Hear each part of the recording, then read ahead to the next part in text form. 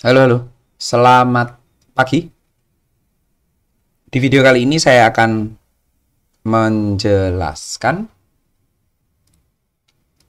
setelah UTS ini kita mau ngapain sih gitu. Di sebelum UTS kita sudah membahas banyak tentang teori, banyak tentang penjelasan, banyak tentang deskripsi untuk di proses manufaktur ini sendiri.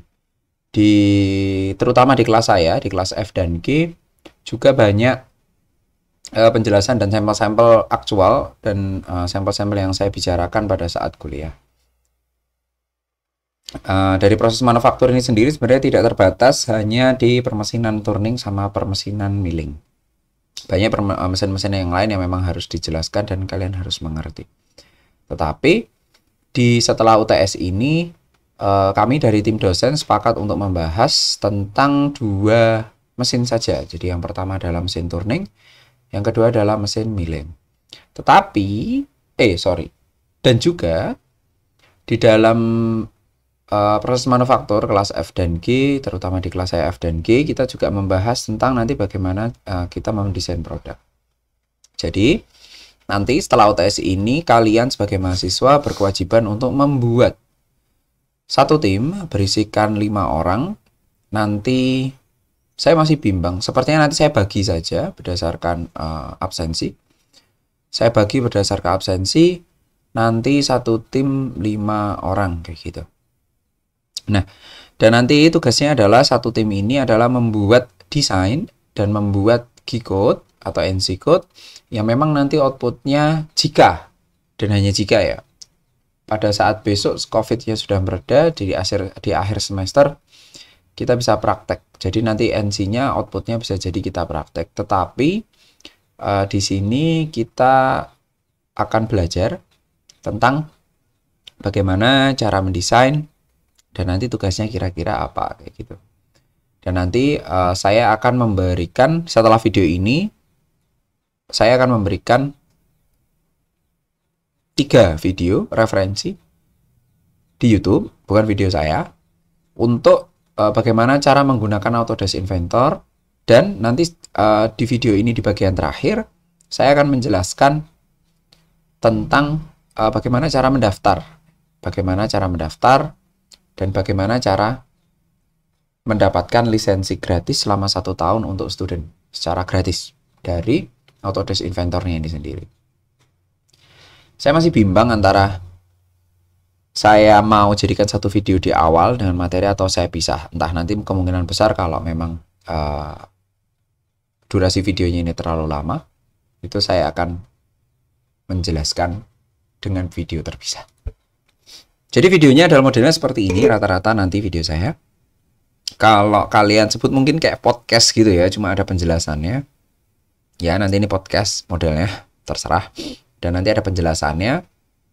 Dan foto di kiri bawah saya ini, itu adalah foto saya yang sebenarnya rambutnya itu sebagai tanda bahwa video ini masih ngeplay. Jadi dia akan selalu gerak pada saat video ini masih ngeplay karena terkadang kursor dan tampilannya di sini berhenti. Karena biasanya saya satu paragraf itu penjelasannya bisa beberapa paragraf atau beberapa kalimat. Jadi mungkin akan lebih sering berhenti. Nah oke.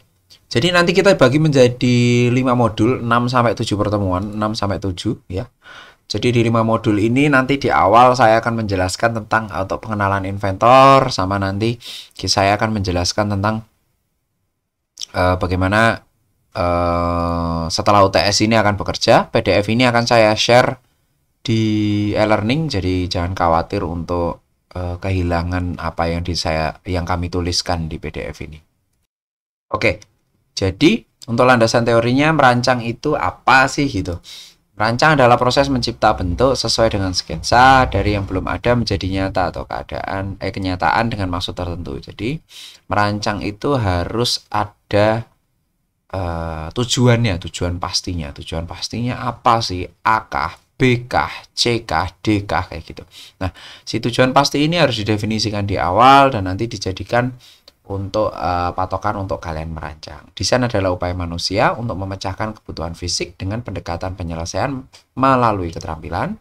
dengan pertimbangan ekonomis, teknologi, bahan, estetis, indahan, dan keseluruhan. Jadi nanti kalau dari teknik industri itu lebih banyak ke secara ekonomis, teknologi, bahan, estetis juga, cuma nggak banyak biasanya. Nanti ada ergonomi, ada penggunaan usability, tingkat reliability, seperti itu. Dalam budaya industri, desain adalah suatu upaya penciptaan model kerangka bentuk, pola, atau corak yang direncanakan dan dirancang sesuai dengan tuntutan kebutuhan manusia. Jadi, memang desain ini beda dengan karya seni. Kalau untuk desain itu sendiri, itu sesuai dengan kebutuhan manusianya. Jadi, misalnya manusia ini butuh A kayak gitu ya. Butuh produk A, butuh produk B. Nah, si produk A dan di produk B ini juga harus ngejar produk A, produk B. Nah, produk A dan produk B ini kan pasti punya spesifikasi ya. Jadi spesifikasinya adalah A, spesifikasinya adalah B kayak gitu. Nah, karena spesifikasi ini dibutuhkannya itu sangat rinci biasanya. Nah, si spesifikasi rinci ini adalah sama seperti kebutuhan pelanggan atau permintaan dari pelanggan. Nah, permintaan pelanggan ini harus kita hormati sebagai desainer dan sebagai engineer, bahwa permintaan pelanggan ini harus kita jalankan dan nanti dijadikan menjadi desain yang tepat. Tepat itu dalam artian tidak perlu berlebihan dan jangan sampai kurang. Itu maksudnya tepat. Nah, proses desain produk lebih banyak dipengaruhi oleh kecepatan membaca situasi, pemenuhan kebutuhan pasar, permintaan konsumen, ini perlu digarisbawahi, permintaan konsumen, serta kekayaan akan ide-ide dan imajinasi untuk menciptakan serta pengembangan desain produk baru. Nah, di sini maksudnya adalah kekayaan akan ide-ide itu adalah inovasi produk ya. Gampangnya gitu. Jadi definisi inovasi produk adalah ide-ide atau imajinasi untuk menciptakan karya pengembangan desain produk baru. Ini maksudnya inovasi produk. Nah, outputnya itu tidak terbatas di apapun. Outputnya itu bisa jadi hanya spesifikasi. Secara pengetahuan saya di dunia desain, spesifikasi itu sudah masuk ke desain. Jadi sebenarnya pelanggan itu misalnya saya mau alat yang seperti ini A, B, C, D, E, spesifikasi ada 20 misalnya kayak gitu. Itu kelasnya udah desain sebenarnya. Tetapi kita tidak bisa visualisasi untuk membuat produknya. Produknya ini tidak terbatas juga dalam produk fisik atau hardware. Produk sekarang kan juga ada produk software, ya. Produk maya, kan dunia maya. Apalagi ini tambah NFT, tambah dunia metaverse kayak gini. Jadi produk maya akan lebih banyak macamnya kayak gitu. Walaupun produk hardware itu memang pasti ada, karena kan kita hidup tidak di dunia maya ya, tapi di dunia nyata atau dunia fisik. Kita hidup tidak di dunia komputer kayak gitu. Karena seperti itu pasti hardware akan tetap berjalan. Walaupun memang untuk produk dunia maya ini juga banyak. Nah, spesifikasi yang disebutkan oleh pelanggan ini sebenarnya sudah masuk ke dalam tahap desain. Itu adalah tahap awal desain. Pelanggan yang bukan cerdas ya, pelanggan yang tahu bagaimana cara mendesain itu biasanya nanti dia bisa menyebutkan spesifikasi secara rinci. Jadi spesifikasi A, aku mau spesifikasinya gini, ukurannya adalah 10 cm kali 5 cm, itu udah masuk spesifikasi. Tetapi kalau untuk pelanggan yang memang tidak begitu mengerti, dia akan cuma bilang, yang penting pasti mas di tanganku kayak gitu, yang penting pasti mbak aku bawa nggak terlalu berat. Nah, itu adalah spesifikasi yang disebutkan oleh pelanggan. Jadi ada dua pelanggan yang berbeda atau ada pengguna yang berbeda. Karena suatu produk ini harus dibedakan dengan karya seni, karena karya seni itu dipajang di rumah sendiri pun dia bisa disebut dengan karya seni. Tetapi produk akan gagal jika kalian gunakan sendiri. Kayak gitu. Jadi produk atau desain produk ini tidak bisa kalian gunakan sendiri saja. Karena nanti kalau sendiri saja jatuhnya adalah karya seni.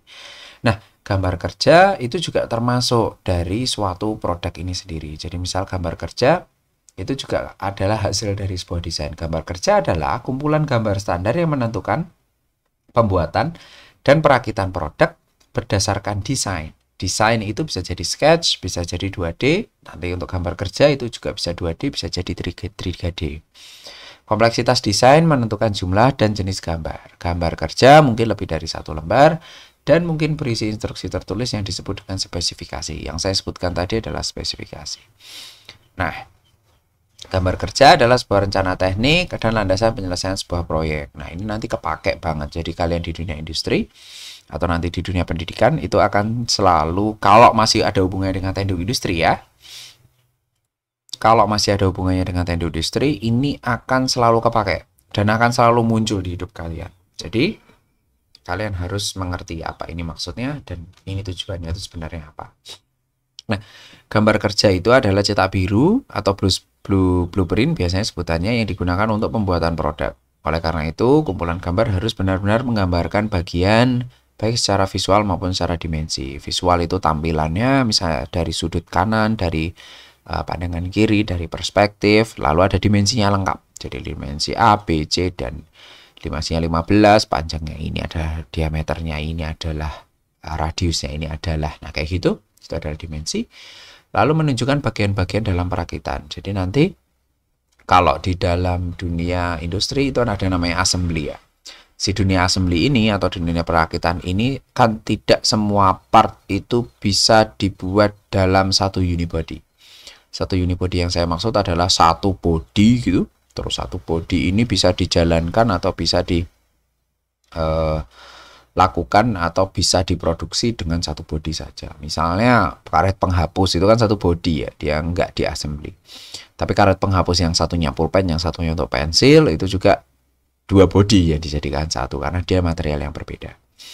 Lalu menunjukkan bagian-bagian dalam perakitan, mengidentifikasi semua bagian. Jadi misalnya bagiannya ada 100, 1000, 2000, 3000 kayak gitu juga harus ada nomorannya atau penomorannya.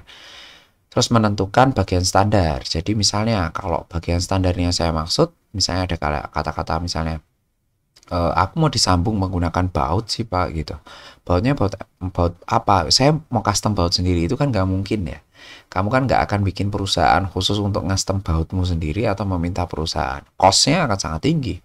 Dan itu akan sangat bermasalah. Sangat bermasalah untuk development dari produkmu itu sendiri. Lalu kamu kan pasti pakai baut-baut yang memang standar. Misalnya baut standar itu ada dua. Pertama ada imperial, ada metric. Standar di dunia ini kan ada dua ya. Standar yang biasa dipakai Amerika adalah imperial. Standar yang biasa dipakai dunia internasional lainnya, negara-negara lainnya itu adalah metric biasanya atau milimeter. Nah, kalau imperial ini pakai inch, kalau metric itu pakai milimeter paling kecil ya. Nah, nanti bagian standarnya misalnya baut ukuran berapa Mas gitu. Baut ukuran berapa Mbak gitu. Bautnya itu saya mau ukuran M2,75 atau diameter 2,75. Nggak ada di standar metrik 2,75 sama sekali. Di imperial juga nggak ada 2,75. Yang ada berapa? 2,5 atau 2,5 mm. Nah, itu bisa digunakan. Nah, nanti menentukan bagian standar itu yang saya maksud adalah seperti itu. Lalu menunjukkan material pada setiap komponen yang ada pada desain. Jadi material ini itu apa, material ini itu apa, material ini itu apa. Nah, itu juga harus ditunjukkan komponen yang ada pada desain. Nah, umumnya satu kumpulan lengkap gambar kerja untuk perakitan meliputi ada detail gambar dari setiap bagian, terus ada perakitan, assembly-nya nanti gimana. Biasanya nanti di dalam halaman assembly-nya ini nanti dia tidak apa ya sebutannya. Di dalam assembly nanti ukurannya tidak begitu lengkap, terus ada bill of material. Bill of material itu masuknya adalah jumlah dan nanti menggunakan material apa, misalnya bautnya adalah ukurannya adalah M3 kali 10 mm dengan jumlah adalah 500 pieces dengan materialnya adalah stainless steel 304 misalnya kayak gitu. Itu adalah bill of material. Lalu sebuah blok judul berisi nama gambar, drafter, dan tanggal gambar. Ini wajib itu nanti. Gambar kerja dapat memberikan visualisasi rencana kerja yang memperagakan suatu penetapan dan pembentukan benda kerja produk. Misalnya tentang bentuk benda kerjanya, ukurannya, ukuran pokok dan detail, ukuran melakukan sesuatu, dan lain sebagainya.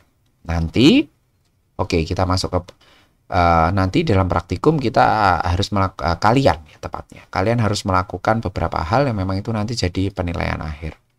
Nanti di dalam satu praktikum ini itu nanti ada laporan akhir dan semoga ini masih semoga ya, karena memang tidak ada pengumuman bahwa setengah semester akhir ini adalah akan offline.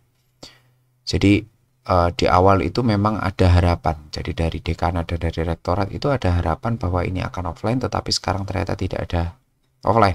Belum ada kepastian karena ada varian virus baru ini, jadi bermasalah kalau akan offline. Nah, jadi nanti dalam praktikum itu akan ada satu desain yang kalian lakukan dalam satu kelompok atau 5 orang, dan ini nanti menggunakan software Autodesk Inventor dan Inventor HSM. Jadi Autodesk Inventor dan Inventor HSM. Nah, dua software ini harus diinstal di salah satu komputer atau laptop kalian yang memang itu spesifikasinya mumpuni. Untuk tahun itu yang paling lama adalah 2017, yang paling baru adalah 2022. Jadi terserah kalian mau pakai yang versi berapa, karena rata-rata versinya ini atau fasilitas di dalamnya mirip-mirip. Cuma mungkin yang 2022 ini ada beberapa kelebihannya kayak gitu. Nah, praktikum itu yang pertama adalah membuat kelompok, itu satu kelompok 5 mahasiswa. Terus praktikan melakukan diskusi tentang produk yang akan dibuat. Melakukan diskusi produk yang akan dibuat, dan produk tersebut akan menjadi objek praktikum proses produksi dari pertemuan pertama sampai pertemuan terakhir. Jadi sampai UAS. Jadi nilai UAS ditentukan dari hasil produk praktikum ini. Lalu praktikan membuat gambar sketsa produk, sketsa di kertas, yang akan dibuat dalam bentuk 3D di dalam Autodesk Inventor dan 2D. Jadi nanti ada gambar kerjanya 2D dan 3D. Kalau kalian bayangkan itu untuk 2D itu seperti AutoCAD, terus nanti AutoCAD juga ada 3D-nya, nah nanti 3D-nya kita menggunakan Autodesk Inventor. Lalu, praktikan membuat gambar kerja produk dengan berbantuan komputer yang menggunakan software AutoCAD atau ya, salah satu boleh, keduanya boleh. Kalau saya, software AutoCAD atau Autodesk Inventor. Jadi pada saat kalian ada yang sudah lancar menggunakan AutoCAD, pakai AutoCAD dulu aja untuk 2D-nya. Tapi 3D-nya usahakan pakai Autodesk Inventor. Karena si Autodesk Inventor ini nanti memang software utama yang akan kita gunakan sampai di akhir kayak gitu. Pelaksanaan praktikum, pertama identitas kelompok, nama kelompok, dan anggota kelompok. Nama kelompoknya saya nanti diskusikan. Sepertinya nanti nama kelompoknya terserah ya. Anggota kelompok nanti tulis 1-5 siapa aja. Dengan melakukan pengisian lembar kerja praktikum di bawah ini. Oh ya, di video ini saya ngomong, nanti kira-kira kalian mau satu kelompok itu dipilihkan oleh saya, atau kalian milih sendiri. Jadi untuk proses manufaktur ini nanti kalian mau pilih sendiri atau kalian mau saya pilihkan. Keputusannya nanti saya batasi sampai nanti malam. Nanti kalau misalnya sudah oke, saya akan pilihkan, misal pilihin aja deh Pak gitu, ya udah saya pilihkan.